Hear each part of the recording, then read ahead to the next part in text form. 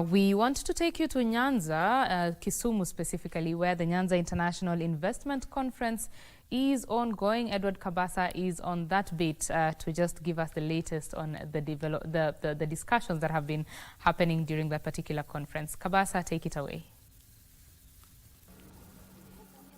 Good afternoon, Betty. The Nyanza Investment Conference kicked off this morning. There's a lot of expectation. The belief is that the region is full of opportunities, both in the people as well as the resources that exist in this region. The Lake Victoria is at the center of focus this weekend. How can Kenya utilize Lake Victoria and maximize on it? We did speak to the Deputy Chief of Staff in charge of performance and service delivery management, Eliud Owalo, who is also the former Cabinet Secretary for ICT. And he did say that there is a lot of opportunity in the region. And for 2 years, they have been trying to organize this event. And finally, the time has come. And it is going to be providing an opportunity for players to interact and reach to some agreement on the way forward. How can we ensure that the Nyanza region benefits from all the resources therein? We do expect that tomorrow the President will be officially opening this investment conference, and we await to see be coming from the national government. The governors from the Lake Region Economic Bloc will also be given the opportunity to present the areas that their counties are going to be focusing on. But right now, I am joined by the Principal Secretary for Industry, Dr. Juma Muhwana. You are live on KBC Channel 1. What sort of opportunities exist, especially in your docket? Thank you very much. I'm happy to join the people of Nyanza as they carry out this international conference on investments. As we've said before, Kenya is ready for investment. This region is a sleeping giant given the opportunities that are here. The lake itself, the vibrancy of the people, agricultural activities that are taking place. If you look at the whole region, for example, we have a very vibrant sugar sector, but we have not made good use of it because we have nearly 10 sugar companies around this region and the western Kenya. And we are producing sugar, but there is more potential. We can produce ethanol. We can have alcohol producing factories that can then piggyback on that sugar industry. I know there is a factory here that is already making ceramic tiles, Keda Ceramics. We have other industries around the fish and the lake, the blue economy. And if the Nyanza region can produce a lot of manufacturing, this will benefit the region because it's very well connected to Tanzania through Mwanza, Bukoba. It's very well connected to Uganda through Jinja and Entebbe. And we have ships, including MV Uhuru, which we launched here, that is able to transport a lot of the goods that are made in Kenya to go to the region, to Tanzania, to Uganda, to Burundi, to DRC, and even Uganda and Southern Sudan. So I think that, but when you look at the contribution of the Nyanza region, just the comparative figures, the region is only contributing 6% to manufacturing. If you compare that, for example, with Kiambu at 9%, or you compare that to Machakos at 5% and Kilifi and that kind of, the potential here has not been properly utilized. One of the areas that we also want to encourage people is private sector investment, because when you talk about manufacturing, the people of this region tend to think that manufacturing is for government. Government does not exist to set up industries, but we exist to set up good policies, to be good referees, to support private people that want to invest. So I know that we have companies like that are doing fish in Homa Bay. In this region, in terms of the national government, we are building county aggregation and industrial parks. We are doing this in Migori, which is doing very well now at 70% complete. In Homa Bay, about 40% complete. In Siaya.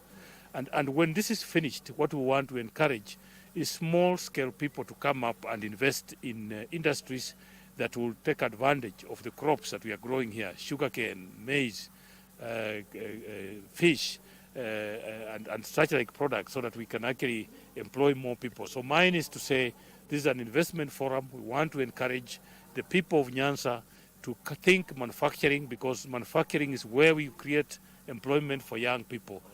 Yeah. Thank you very much, Bwana PS. And before we wind up, Betty, I also have the PS, social protection. Of course, the Kenya's special groups and the elderly, they have a role to play. I have two questions for you, Bwana PS. Number one, what is the uptake of the social programs that your department is running? And number two, in terms of impact assessment, what are the indicators? What figures are we looking at in terms of the contribution of this program to the economy of the region? Thank you so much, and thank you for having me. My name is Joseph Motari, the PS for Social Protection and Senior Citizen Affairs. Let me start this way, that without the good bringing up of the children, without taking care of our children, without looking into the vulnerable people within any community, then we may not be talking about any investment. The first thing we need to do is to make sure that we invest on our children, we invest on our vulnerable people, and that is what we've done. In Nyanza alone, our children, we have a program. We have a program called Economic Inclusion Program. And also, on top of the economic inclusion program, we also have what we call the cash transfer for the vulnerable children, and the orphan children, and the disabled children, as well as the older persons. In this Nyanza region, and I'm happy for what we are discussing today towards the investment opportunities that we have in this region of ours. For our vulnerable people, I want to tell you that so far we have we've brought a lot of money. We do it every month on the cash transfer, or what we call Inua Jamii.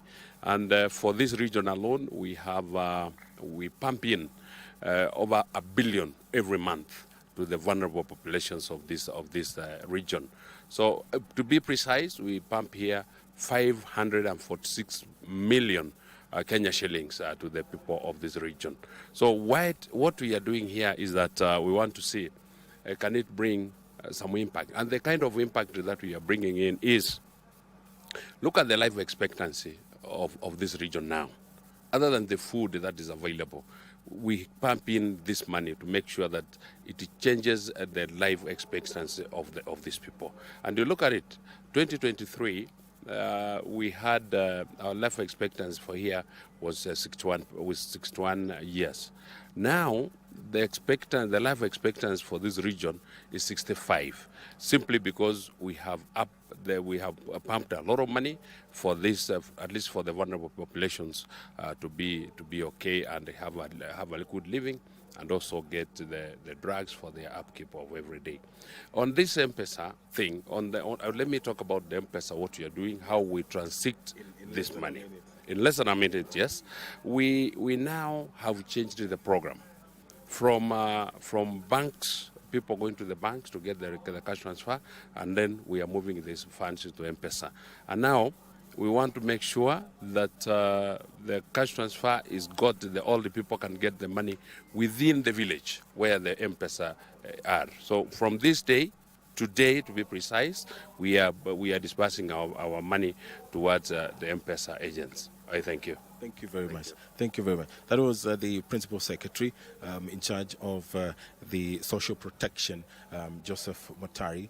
The investment conference is still ongoing. The highlight will be tomorrow, when the President will be leading the executive, the national government. What sort of goodies will he bring to this engagement and the region at large? My name is Edward Kabasa. Back to you, Betty, in studio. Thank you very much, Edward Kabasa there. Of course, we shall be expecting you to update us as those conversations continue, to see how the Nyanza region can take advantage of all its resources to ensure that the economy grows.